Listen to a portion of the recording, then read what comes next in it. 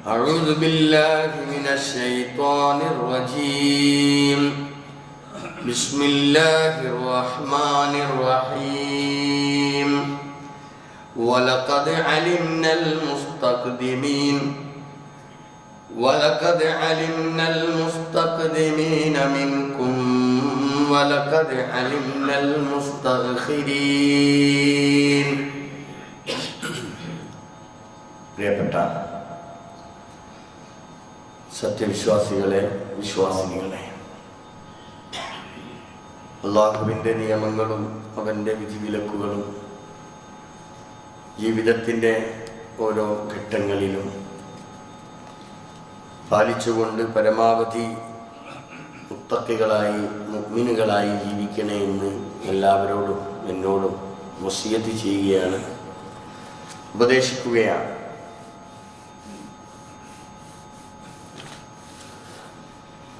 ജീവിതം, അതുപോലെ മരണം, ഇതിൽ ഏത് കാര്യത്തിലാണെങ്കിലും ആരൊക്കെ മുന്നിലാകും, ആരൊക്കെ പിന്നിലാകും, ഒക്കെയോ നമ്മുടെ കൂടെ ഉണ്ടായിരുന്നവർ ഇന്ന് കഴിഞ്ഞു പോയിട്ടുണ്ട്. ഇനി ആരൊക്കെയാണ് ഈ ലോകത്ത് ഇപ്പം ബാക്കിയുള്ളത്, ഇനി ആരൊക്കെ ബാക്കി ഉണ്ടാകും എന്ന കാര്യങ്ങളെക്കുറിച്ചൊക്കെ അള്ളാഹുവിന് വളരെ കൃത്യമായി അറിയാവുന്നതാണ്. എല്ലാം അവൻ്റെ പക്കലുള്ള രേഖയിൽ അത് കാണാൻ സാധിക്കും. ഏതെങ്കിലും ഒരു ദിവസം ഈ നാട്ടിൽ നിന്ന് അല്ലെങ്കിൽ ഈ ഭൂമിയിൽ നിന്ന് നമ്മളൊക്കെ തിരിച്ചു പോകും. നമ്മളറിയില്ല. നമ്മൾ ഈ ലോകത്തേക്ക് വന്നതും നമ്മളറിയില്ല. നമ്മളോടാരും ചോദിച്ചിട്ടോ പറഞ്ഞിട്ടോ അല്ല നമ്മൾ ഈ ലോകത്തേക്ക് വന്നത്. നമ്മളറിയാതെ വന്നവരാ. നമ്മളറിയാതെ ഈ നാട്ടിൽ നിന്ന് നമ്മൾ തിരിച്ചു പോകും. നമ്മളൊരു യാത്രക്കാർ. തൽക്കാലം ഒരു നിശ്ചിത അവധി വരെ, ഒരു സമയം വരെ നമ്മളിങ്ങനെ ജീവിച്ചു കൊണ്ടിരിക്കുന്നു എന്നർത്ഥം. ഖുർആൻ ആ സത്യം നമ്മെ ബോധ്യപ്പെടുത്തിയിട്ടുണ്ട്. കുല്ലു നഫ്സിൻ ദാഇഖത്തുൽ മൗത്ത്. എല്ലാ മനുഷ്യരും, ഇവിടെ ചെറിയവരെന്നോ വലിയവരെന്നോ പാവപ്പെട്ടവരോ പണക്കാരോ എന്നൊന്നും വ്യത്യാസമല്ല. ഈ ഒരു കാര്യത്തിൽ ഏത് സമയത്തും എപ്പോഴും അവൻ്റെ വിളി വന്നാൽ നമ്മളതിന് കീഴടങ്ങുകയല്ലാതെ വേറെ യാതൊരു മാർഗവുമില്ല. സൂര്യൻ ഉദിച്ചിട്ടുണ്ടെങ്കിൽ അത് അസ്തമിക്കുകയും ചെയ്യും, അതിനൊരു സംശയമില്ല. ജനനം ഉണ്ടെങ്കിൽ മരണവും ഉറപ്പ്.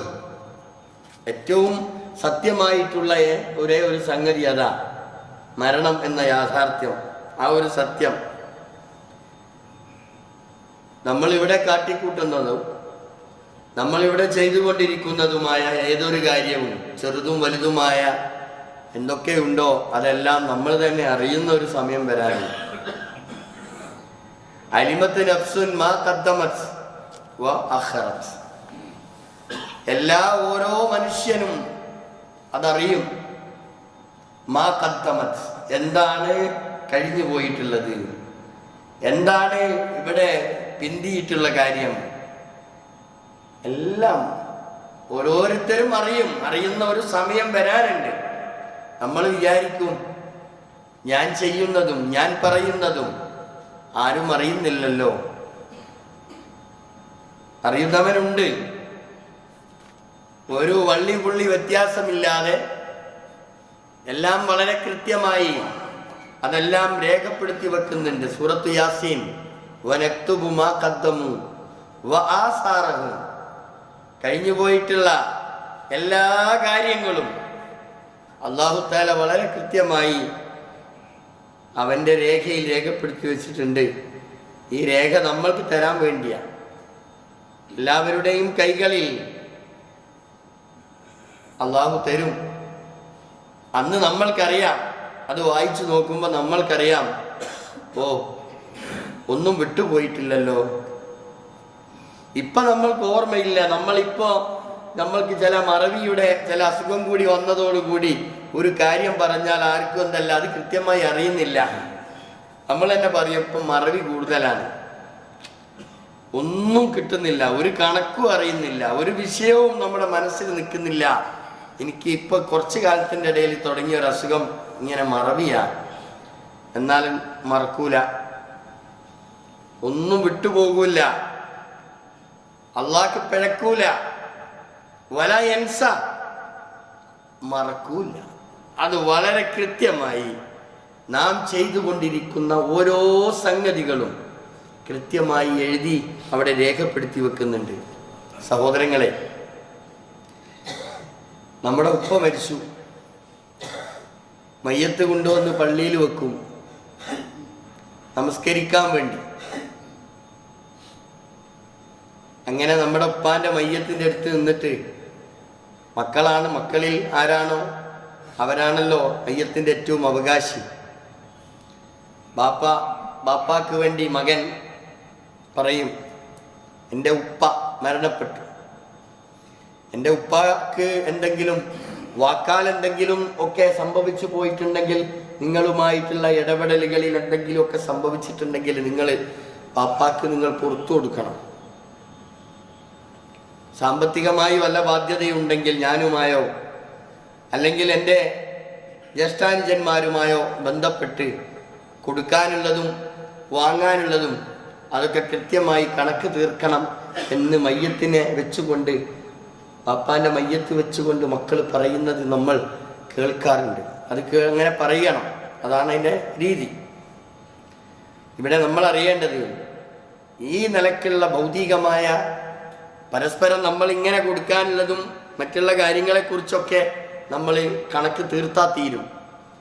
എന്നാൽ നമ്മൾ ജീവിക്കുന്ന എത്ര കാലമാണോ അതിനിടയിൽ നമ്മൾ അള്ളാഹ്ക്ക് കൊടുക്കേണ്ട കുറേ ഹക്കുകളുണ്ട്. അള്ളാഹ്ക്ക് കൊടുക്കേണ്ട ഹക്കുകൾ അല്ലെങ്കിൽ കൊടുക്കേണ്ടിയിരുന്ന ബാധ്യതകളും നിർബന്ധമായും ചെയ്യേണ്ടിയിരുന്ന കാര്യങ്ങളും നമ്മൾ കൊടുത്തു വീട്ടിയിട്ടില്ല. ഇത് നമ്മൾ എവിടെയാ തീർക്കുക? അപ്പ കൊടുക്കാനുള്ള പൈസ നമ്മൾക്ക് കൊടുക്കാം, ഇടപാടുകൾ അങ്ങോട്ടും ഇങ്ങോട്ടും തീർക്കാം. പക്ഷെ അള്ളയുമായിട്ടുള്ള ഈ ഇടപാട്, ഈ ബാധ്യത നമ്മൾ എങ്ങനെ തീർക്കും? ഈ ഒരു ചോദ്യത്തിന് നമ്മൾ ഉത്തരം കാണണം. അതെപ്പോഴാണ് നമ്മൾ തീർക്കുക? ഇന്നലെ ഒരാൾ എന്നോട് ചോദിച്ചു, ഒരാൾ മരണപ്പെട്ടു പോയി, അയാൾക്ക് നല്ല ആരോഗ്യവും നല്ല സമയമൊക്കെ ഉണ്ടായിരുന്നൊരു സമയം ഉണ്ടായിരുന്നു. പക്ഷെ അയാൾ അന്നൊന്നും നോമ്പെടുക്കായിരുന്നില്ല. നോമ്പിന് അദ്ദേഹത്തിന് ഭയങ്കരമായ ഒരു വിഷയം, നോമ്പെടുക്കൂല. ഈ ബാധ്യത ഞാൻ അയാളുടെ സ്വത്ത് എടുത്തിട്ട് അതെങ്ങനെ ഞാൻ തീർക്കുക? നോമ്പ് നോറ്റ് വീട്ടിയ എന്തെങ്കിലും കൊടുത്ത് പണം കൊടുത്ത് തീർക്കുക, എന്താ ചെയ്യേണ്ടതെന്ന് ചോദിച്ചൊരാൾ വന്നു. ഞാൻ പറഞ്ഞു, നിങ്ങളൊന്നും ചെയ്യണ്ട, നിങ്ങൾ ദുആ ചെയ്തോളി. അയാൾ വ്യക്തിപരമായി നല്ല ആരോഗ്യവും നല്ല കഴിവും ഉണ്ടായിരുന്ന ഒരു സമയം ഉണ്ടായിരുന്നല്ലോ. ആ സമയത്ത് അയാൾ ചെയ്തില്ല. അയാൾ അത് ഇൻഡിവിജ്വലായിട്ട് അള്ളയായിട്ട് നേരിട്ട് ചെയ്യേണ്ടതാ. അയാളെ പണം ഇതിന് ഉപയോഗപ്പെടുത്തേണ്ടതല്ല, അന്ന് ചെയ്യേണ്ടതല്ല. അയാൾ രോഗിയായി കിടന്ന് മരിച്ചു പോയതാണെങ്കിൽ മുദ്ദു കൊടുത്ത് ആ പ്രശ്നം പരിഹരിക്കാം. പക്ഷേ രോഗിയായി മരിച്ചു പോയതല്ല, നല്ല ആരോഗ്യവും നല്ല സമയം, നോമ്പെടുക്കാതെ മറ്റു ആരാധനാ കർമ്മങ്ങൾ ചെയ്യാതെ അങ്ങനെ മരണപ്പെട്ടു പോയ ഒരു വ്യക്തിയെ സംബന്ധിച്ചിടത്തോളം അവന്റെ വിധി അള്ളാഹു രേഖപ്പെടുത്തി വെച്ചിട്ടുണ്ട്. അത് അള്ളാഹു തീരുമാനിച്ചോട്ടെ. ഇതാണ് അതിന് ഉത്തരം. ഇവിടെ നമ്മൾ ആലോചിക്കേണ്ടത്, നമ്മൾക്ക് തിരിച്ചു പോകാൻ സമയമായി, നമ്മൾക്ക് നിശ്ചയിക്കപ്പെട്ടിട്ടുള്ള അവധി ഇവിടെ അവസാനിച്ചിരിക്കുന്നു എന്നൊരു ചിന്ത നമ്മൾക്ക് കയറി വരണം.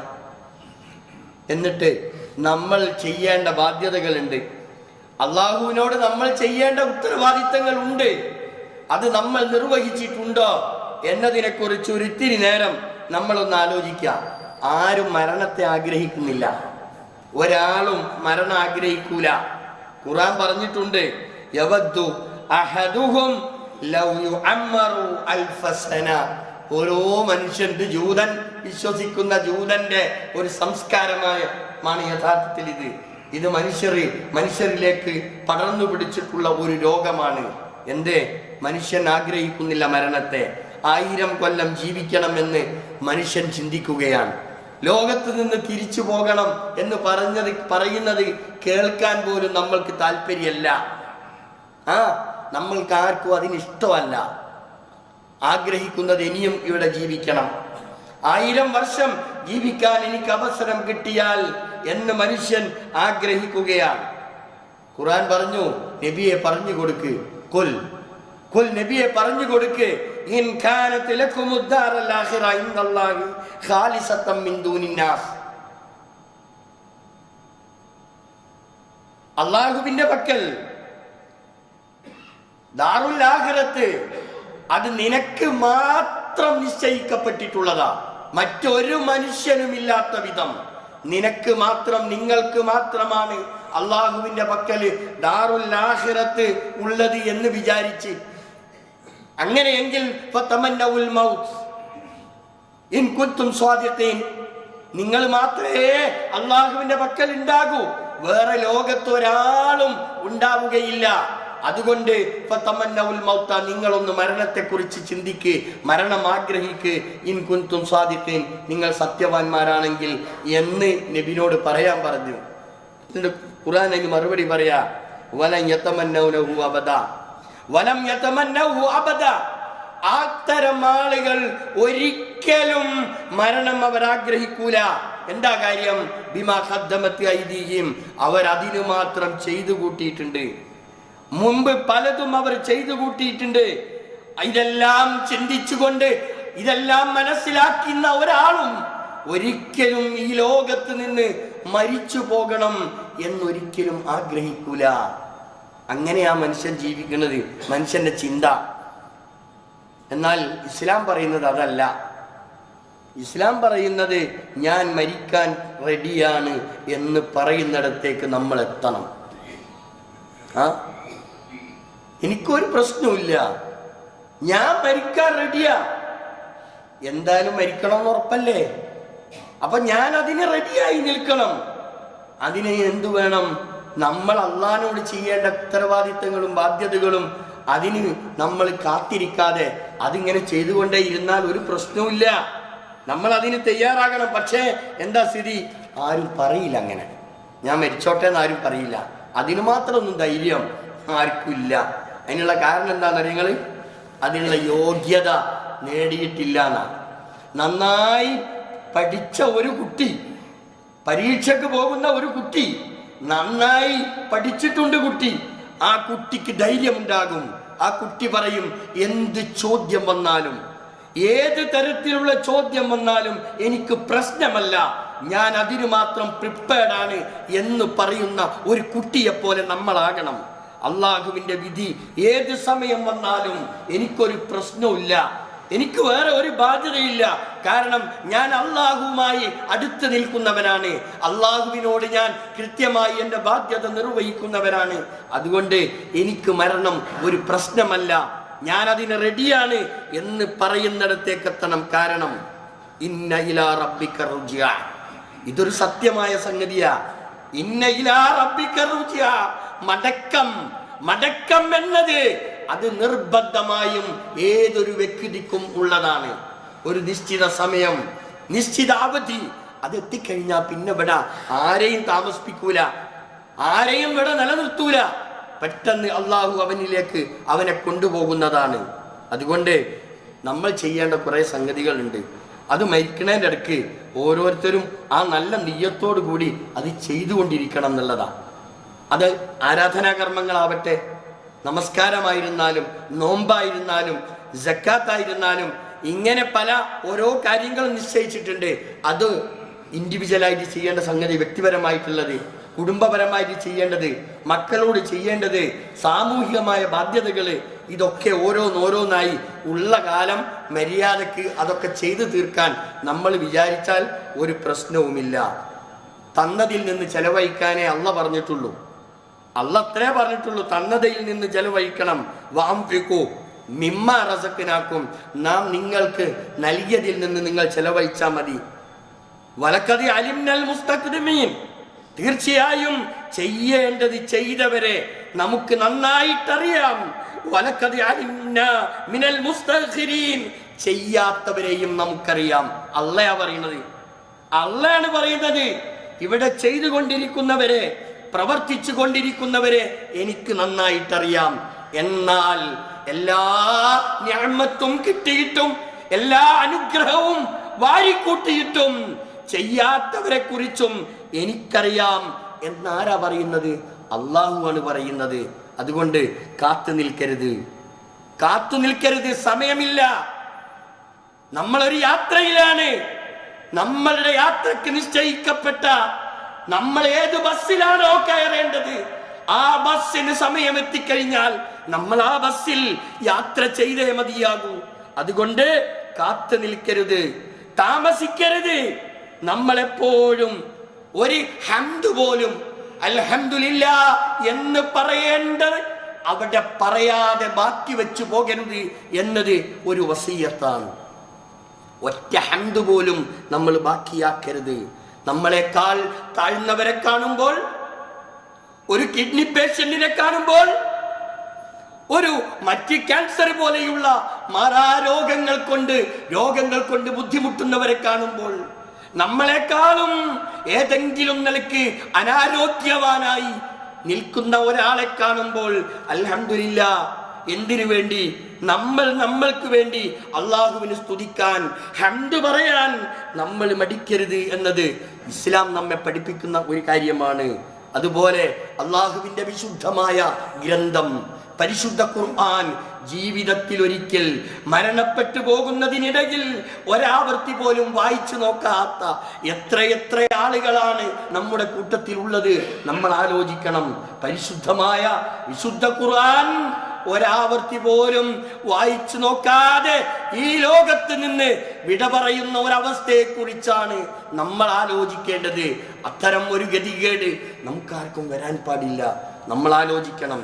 ഓരോ സമയത്തും ഓരോ സന്ദർഭങ്ങളിലും നമ്മൾക്ക് പല അവസരങ്ങൾ കടന്നു വരും. ഓതി തീർത്തിട്ടില്ലെങ്കിൽ ഓതി തീർക്കാൻ കിട്ടുന്ന അവസരങ്ങൾ കടന്നു വരും. പരിശുദ്ധമായ റമദാനിന്റെ പടിവാതിൽക്കൽ എത്തി നിൽക്കുമ്പോൾ നമ്മൾ നല്ല ഒരു തീരുമാനത്തിൽ നമ്മൾ എത്തണം. ഇനിയെങ്കിലും ഇനിയൊരു സമയം എനിക്ക് എൻ്റെ ജീവിതത്തിൽ എനിക്ക് കിട്ടിക്കൊള്ളണമെന്നില്ല. ആ ഒരു ശക്തമായ ഒരു തീരുമാനം നമ്മൾ എടുത്ത് നമ്മൾ ചെയ്യേണ്ട കാര്യങ്ങൾ, നമ്മുടെ ഉത്തരവാദിത്തങ്ങൾ വളരെ കൃത്യമായി നമ്മൾ അത് നിർവഹിച്ചേ മതിയാകൂ. യൗമ യൻദുറുൽ മർഉ, ഓരോ മനുഷ്യനും നോക്കുന്ന ഒരു ദിവസമുണ്ട്.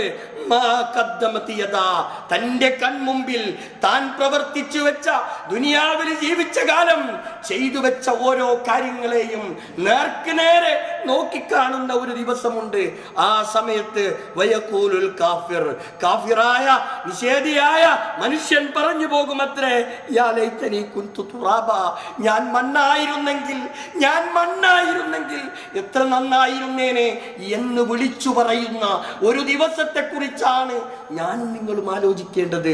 അതുകൊണ്ട് കിട്ടുന്ന സമയം, നമ്മുടെ മുമ്പിലുള്ള സമയം, ഇനി ആരെയും നോക്കാൻ സമയമില്ല, ആരെയും കാത്തു നിൽക്കാൻ നമ്മൾക്ക് സമയമില്ല. ഓരോ രാവും ഓരോ പകലും അതിന് തിരിച്ചു വരില്ല എന്ന കൃത്യമായ ബോധ്യമാണ് നമ്മൾക്ക് ഉണ്ടാവേണ്ടത്. ഒരു ജുമഅ കഴിഞ്ഞ് അടുത്ത ജുമഅ ഇനി വരാനുണ്ട് എന്ന് നമ്മൾ വിചാരിക്കരുത്. ഒരു നോമ്പ് വരുമ്പോ ഇനി അടുത്തൊരു നോമ്പ് എനിക്കിനി രക്ഷകനായി എത്തും എന്ന് വിചാരിക്കരുത്. പരിശുദ്ധ ഖുർആനും അങ്ങനെ തന്നെയാ. ഇന്നോദിയാൽ അത് ഇന്നോതി, നാളെ ഓതാം, നാളെ പഠിക്കാം എന്ന് വിചാരിച്ചത് കൊണ്ട് യാതൊരു കാര്യവുമില്ല. നാളെ അള്ളാഹുവിന്റെ കോടതിയിൽ ഹാജരാക്കപ്പെടുമ്പോ നമ്മൾക്ക് ഷഫീആയി, നമ്മുടെ രക്ഷകനായി നമ്മുടെ നോമ്പ് വരണം, നമ്മുടെ നമസ്കാരം വരണം, നമ്മുടെ ഖുർആൻ വരണം.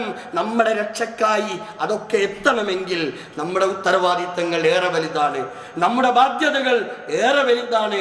മനുഷ്യരുമായിട്ടുള്ള വിഷയങ്ങൾ സ്വന്തം വീട്ടിയെടുക്കാം, അല്ലെങ്കിൽ ബന്ധുക്കൾക്ക് വീട്ടാം. എന്നാൽ അള്ളാഹുവുമായുള്ള ബാധ്യതകൾ അത് ഞാൻ തന്നെ നിർവഹിക്കണം, ഓരോരുത്തരും നിർവഹിക്കണം. ആ നിലക്ക് കൃത്യമായി ബാധ്യതകൾ നിർവഹിച്ചുകൊണ്ട് ഈമാനോടുകൂടി ജീവിച്ച് ഈമാനോടുകൂടി മരിക്കണം എന്ന ചിന്ത ഏതൊരു വിശ്വാസിക്കും ഉണ്ടാകണം. അല്ലാഹു സുബ്ഹാനഹു വ തആല നമ്മെ എല്ലാവരെയും അനുഗ്രഹിക്കുമാറാവട്ടെ.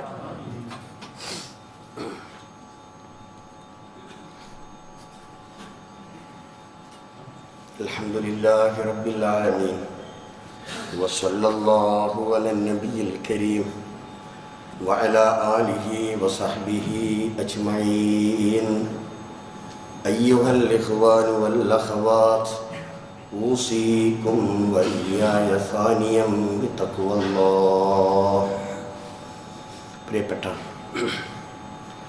സത്യവിശ്വാസികളെ, വിശ്വാസിനികളെ, അല്ലാഹുവിൻ്റെ കൽപ്പനകൾ ജീവിതത്തിൽ കൃത്യമായി പാലിച്ചുകൊണ്ട് മുത്തക്കികളായി മുഅ്മിനുകളായി ജീവിക്കണേ എന്ന് ഒരിക്കൽ കൂടി വസിയത്ത് ചെയ്യുകയാണ്, ഉപദേശിക്കുകയാണ്. പരിശുദ്ധമായ റമദാനിൻ്റെ തൊട്ട് മുമ്പേ ഉള്ള ശഅബാൻ മാസത്തിലാണ് നമ്മളെല്ലാവരും. ശഅബാൻ മാസത്തിൻ്റെ പ്രത്യേകത എന്ന് പറയുന്നത് നമ്മുടെ പ്രവർത്തനങ്ങൾ, നമ്മുടെ കർമ്മങ്ങൾ ഉയർത്തപ്പെടുന്ന ഒരു മാസമാണ്. പ്രത്യേകിച്ച് ദിവസവും ഉയർത്തപ്പെടുന്നുണ്ട്, ആഴ്ചകളിലും ഉയർത്തപ്പെടുന്നുണ്ട്. എന്നാൽ വളരെ പ്രത്യേകമായി എടുത്തു പറഞ്ഞിട്ടുള്ള ഒരു മാസമാണ് ശഅബാൻ. അപ്പോൾ നമ്മൾ ധാരാളമായി കർമ്മങ്ങൾ ചെയ്യേണ്ട ഒരു മാസമാണ്. മറ്റു മാസങ്ങളെക്കാൾ കൂടുതലായി റസൂലുള്ളാഹി സ്വല്ലല്ലാഹു അലൈഹി വസല്ലം നോമ്പെടുത്തിരുന്ന ഒരു മാസം കൂടിയാണ് ഈ ശഅബാൻ മാസം. എല്ലാ മാസങ്ങളെക്കാളും വ്യത്യസ്തമായി. അതുപോലെ ഈ ശഅബാനിനെ നാം കാണേണ്ടത് ഒരു തയ്യാറെടുപ്പിൻ്റെ മാസം കൂടിയായി. തയ്യാറെടുപ്പ് എന്ന് പറയുമ്പോൾ നമ്മുടെ വീടും പരിസരവും ഒക്കെ നമ്മൾ വൃത്തിയാക്കിക്കൊണ്ടിരിക്കുകയാണ്. ആരാധനാലയങ്ങൾ വൃത്തിയാക്കുന്നുണ്ട്, അതുപോലെ തന്നെ നമ്മുടെ വീടും പരിസരവും ഒക്കെ നമ്മൾ വൃത്തിയാക്കിക്കൊണ്ടിരിക്കുന്നുണ്ട്. അതിനപ്പുറം നമ്മുടെ മനസ്സും ശരീരവും നമ്മൾ നോമ്പിനു വേണ്ടി നമ്മൾ തയ്യാറെടുക്കേണ്ടതുണ്ട്. عن أسامة بن زيد رضي الله عنه قال رسول الله صلى الله عليه وسلم رسول الله പറഞ്ഞു وهو شهر ശഅബാൻ എന്ന് പറയുന്നത് ആ മാസം തുർഫഉ ഫീഹി അൽ അഅമാലു ഇലാ റബ്ബിൽ ആലമീൻ. ഓരോരുത്തരുടെയും കർമ്മഫലങ്ങൾ, ചെയ്തുകൊണ്ടിരിക്കുന്ന അമലുകൾ അല്ലാഹുവിലേക്ക് ഉയർത്തപ്പെടുന്ന മാസമാണ് ശഅബാൻ. വഅൻ ഉമ്മിൽ മുഅ്മിനീൻ ആയിഷ റളിയല്ലാഹു തആല അൻഹാ ഖാലത്ത്, ആയിഷ ബീവി പറയാണ്, ലം യകുൻ നബി സല്ലല്ലാഹു അലൈഹി വസല്ലം യസൂമു ശഹ്റൻ അക്സറ മിൻ ശഅബാൻ. ശഅബാൻ മാസം മറ്റു മാസങ്ങളിൽ നിന്ന് വ്യത്യസ്തമായി റസൂലുള്ള അധികമായി നോമ്പെടുക്കാറുണ്ടായിരുന്നു എന്നതാണ്. അപ്പം ശഅബാൻ മാസത്തിൽ ചെയ്യേണ്ട കാര്യങ്ങളാണ് വിശദീകരിച്ചത്. എന്നാൽ അതേപോലെ തന്നെ ഈ കർമ്മങ്ങളൊക്കെ ചെയ്യണം. അതിൻ്റെ നേരെ വിപരീതം ഒരുപാട് എണ്ണിയാൽ തീരാത്തത്ര അനാചാരങ്ങളും ഈ ശഅബാൻ മാസത്തിൽ തന്നെ ഉണ്ട് എന്നുകൂടി നമ്മൾ അറിയണം. ഇപ്പോൾ സ്റ്റാറ്റസുകളും അതുപോലെ തന്നെ ഓരോരുത്തരുടെയും വാട്സപ്പുകളിൽ ഓരോരുത്തരുടെയും വകയായിട്ടുള്ള പല റിപ്പോർട്ടുകളും കോട്ട് ചെയ്തിട്ട് അതൊരു പ്രത്യേകതരം ഡിസൈൻ ചെയ്തിട്ട് ഇങ്ങനെ അയച്ചുകൊണ്ടിരിക്കുക. അത് നമ്മൾ വളരെയധികം അത് ശ്രദ്ധിക്കേണ്ടതുണ്ട്. ഓരോരുത്തരുടെ ഇഷ്ടത്തിനനുസരിച്ച് അയക്കേണ്ടുന്ന ഒരു സംഗതിയല്ല. ഇപ്പോൾ ശഅബാൻ 15 എന്ന് പറയുന്നത്, ഇപ്പം നോമ്പിനെ കുറിച്ച് പറയുമ്പോൾ നമ്മൾ അറിയേണ്ടത്, സാധാരണഗതിയിൽ ഏതൊരു മാസവും എല്ലാ തിങ്കളാഴ്ചയും വ്യാഴാഴ്ചയും നോമ്പുണ്ട്. നമ്മളറിയണം, എല്ലാ തിങ്കളാഴ്ചയും വ്യാഴാഴ്ചയും സുന്നത്ത് നോമ്പുണ്ട്. ഓരോ അറബി മാസത്തിലും 13, 14, 15 അയ്യാമുൽ ബീദ് ഈ നോമ്പും നമ്മൾ എടുക്കേണ്ടതാണ്. അങ്ങനെ കണക്ക് കൂട്ടുമ്പോൾ ഏകദേശം 4, 2, 8 + 3 ചുരുങ്ങിയതൊരു 11 നോമ്പ് ഓൾറെഡി എല്ലാ മാസത്തിലും സുന്നത്തായ നോമ്പുണ്ട്. പിന്നെ ഈ ശഅബാനിൽ ഇങ്ങോട്ട് കയറി വരുമ്പോൾ ഒരു 15-ന് മാത്രം നോമ്പെടുക്കുന്ന രീതി അത് ശരിയല്ല. അയ്യാമുൽ ബീദ് ചെയ്തുകൊണ്ടിരിക്കുന്ന ഒരാൾ 13, 14 നോമ്പെടുക്കുന്ന ഒരാൾക്ക് 15 എടുക്കാം.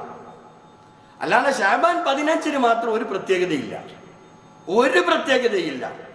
ഒരു ഉറുപ്പ്യന്റെ പ്രത്യേകത ഈ ശഅബാൻ 15 മാത്രം നോമ്പെടുക്കുന്നതിനില്ല. ഇദാ കാനത്ത് ലൈലത്തുൻ നിസ്ഫി മിൻ ശഅബാൻ, ശഅബാൻ മാസത്തിലെ അതിന്റെ പകുതിയാകുമ്പോൾ ഖൂമൂ ലൈലഹ വസൂമൂ നഹാറഹ എന്നൊരു ഹദീസ് ഉണ്ട്. അതാ അപ്പൊ സ്റ്റാറ്റസ്, അതാണ് സ്റ്റാറ്റസ് ആയി വരുന്നത്. ആ ഹദീസിന് ഒരു മുക്കാൽ പോലും കിട്ടിയല്ല. കെട്ടിയുണ്ടാക്കിയ മൗളൂആയ ഹദീസ, ചവറ്റുകൊട്ടയിലേക്ക് വലിച്ചെറിയപ്പെടേണ്ട ഹദീസ. ആ ഹദീസിൽ പറയുന്നത് രാത്രി നിന്ന് നമസ്കരിക്കണം, പകലിൽ നോമ്പെടുക്കണം. ആ ശഅബാൻ 15 മാത്രമായിട്ട് അങ്ങനെ ഒരു നോമ്പില്ല. അത് മൗളൂആണ്, ആ ഹദീസ് ശരിയല്ല. പിന്നെ അന്ന് രാവിലെ വേറൊരു സംഭവമുണ്ട്, അൽഫു സലാത്തു അൽഫിയ എന്ന് പറഞ്ഞൊരു സംഭവം. 1000 നിസ്കാരം, 1000 നിസ്കാരം. 1000 നിസ്കാരത്തിന്റെ പ്രത്യേകത എന്താണെന്ന് ചോദിച്ചാൽ 10 റക്അത്ത്. ഈ 100 റക്അത്ത്, 100 റക്അത്താണ് നിസ്കരിക്കേണ്ടത്. ഒരു റക്അത്തിൽ 10 വീതം സൂറത്ത് ഇഖ്ലാസ് ഓതുക. അപ്പം 100 × 10 = 1000. ഇതിന് പേര് സലാത്തു അൽഫിയ, 1000 നിസ്കാരം. ഒരു തെളിവുമില്ല, എന്തെങ്കിലും ഒരു ലൈഫായ വിഷയം പോലും ഇതിനെക്കുറിച്ച് പറയാനില്ല എന്നതാണ്. അപ്പൊ സോഷ്യൽ മീഡിയയിൽ ഇങ്ങനെ പ്രചരിപ്പിച്ചുകൊണ്ടിരിക്കുക. യാസീൻ 3 വട്ടം ഓതണം. അത് എന്തിനാണെന്നറിയോ? ഒന്ന് ദീർഘായുസിനും ആരോഗ്യത്തിനും. യാസീനാട്ട് ഓതിയാൽ ദീർഘായുസ് കിട്ടിയെന്ന് വിചാരിക്കുന്ന മണ്ടന്മാരാണോ മുസ്ലിമീങ്ങൾ? അങ്ങനെ എവിടെയെങ്കിലും പറഞ്ഞിട്ടുണ്ടോ യാസീൻ ഓതിയാൽ ദീർഘായുസ് കിട്ടുമെന്ന്? എന്നാ പിന്നെ യാസീൻ ഓതി നടന്നാൽ മതിയല്ലോ ദീർഘായുസ് കിട്ടുകയാണെങ്കിൽ. നേരത്തെ പറഞ്ഞല്ലോ ഞാൻ, 1000 കൊല്ലം ജീവിക്കണമെന്ന് ആഗ്രഹിക്കുന്ന മനുഷ്യരാണ് ഇന്ന് ലോകത്തുള്ളത്. എന്നാൽ ഈ ദീർഘായുസ് കിട്ടാൻ ഇങ്ങനെ ഓതാൻ വലിയ ബുദ്ധിമുട്ടൊന്നുമില്ല. അങ്ങനെ 3 പ്രാവശ്യം യാസീൻ ഓതിയാൽ ഒന്ന് ദീർഘായുസ് കിട്ടുമത്രേ, രണ്ടാമത്തത് റിസ്ക്കിൽ ബർക്കത്ത് കിട്ടുമത്രേ, 3 അന്ത്യം നന്നാവുമത്രേ. ഇതൊക്കെ നന്നാണെങ്കിൽ എല്ലാ ദിവസവും മര്യാദയ്ക്ക് അമല് ചെയ്ത് ജീവിച്ചു പോയാൽ ഈ പറഞ്ഞതൊക്കെ കിട്ടും. അള്ളാഹ് നിശ്ചയിച്ചു വെച്ചിരിക്കുന്ന ഒരായുസുണ്ട്, ഈ ആയുസുണ്ട്. ഇതൊന്നും ശഅബാൻ മാസത്തിലല്ല നിശ്ചയിക്കുന്നത്. നമ്മൾ എങ്ങനെയാ ഇവിടെ അങ്ങോട്ടുള്ള നമ്മുടെ ജീവിതം എന്ന് തീരുമാനിക്കുന്നത് ശഅബാൻ മാസത്തിലല്ല. അതിന് ഈ മണ്ടത്തരം പറയുന്ന ഈ ആളുകൾക്ക് വന്നൊരു വിഷയം എന്താണെന്ന് ചോദിച്ചാൽ, ഖുർആൻ ഇറങ്ങിയത് ശഅബാൻ 15-നാണത്രേ, ഖുർആൻ അവതരിച്ചത് ശഅബാൻ 15-നാണത്രേ. അതുകൊണ്ടാണത്രേ ഇങ്ങനെയൊക്കെ ചെയ്യണമെന്ന് പറഞ്ഞത്. ഖുർആനുമായി ഒരു ബന്ധവും ഇല്ലായിട്ടാണ് ആളുകൾ ഇങ്ങനെ പറഞ്ഞുകൊണ്ടിരിക്കുന്നത്. ഇന്നാ അൻസൽനാഹു ഫീ ലൈലത്തിൻ മുബാറക, ഖുർആൻ പറയുന്നു ഖുർആൻ ഇറങ്ങിയത് അനുഗ്രഹീതമായ രാത്രിയിലാണ്. ഉറപ്പാ, അതിലൊരു സംശയമില്ല. ഒരു സ്ഥലത്ത് പറയുന്നത് ഇന്നാ അൻസൽനാഹു ഫീ ലൈലത്തിൻ മുബാറക, അനുഗ്രഹീതമായ ഒരു രാത്രിയിലാണ് ഖുർആൻ ഇറങ്ങിയത്. വേറെ സൂറത്തെ അത് വിശദീകരിച്ചിട്ടുണ്ട്. ഇന്നാ അൻസൽനാഹു ഫീ ലൈലത്തിൽ ഖദർ, അത് ലൈലത്തുൽ ഖദറിലാണ് ഇറങ്ങിയത്. ശഅബാൻ 15 എങ്ങനെയാ ലൈലത്തുൽ ഖദർ വരിക?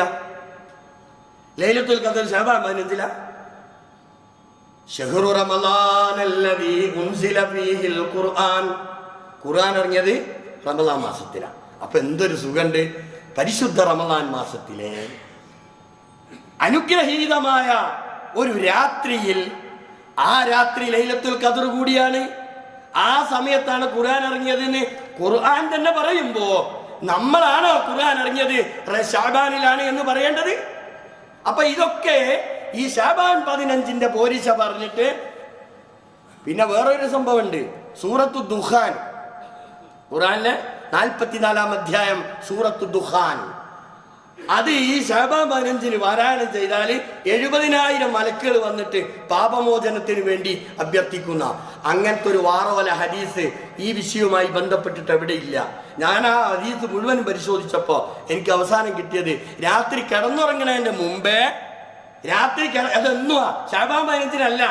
എന്നാൽ ഈ സ്റ്റാറ്റസ് ഇടുന്ന ആളുകൾ എന്ത് ചെയ്യുന്നുണ്ട്, അത് കോട്ട് ചെയ്തിട്ട് ശഅബാൻ 15 രാത്രിയിൽ ഇത് ഓതിയാൽ, സൂറത്ത് ദുഖാൻ ഓതിയാൽ 70,000 മലക്കുകൾ വന്നിട്ട് നമ്മൾക്ക് പാപമോചനം തേടൂന്ന് പറയുന്ന ഒരു ഹദീസ്.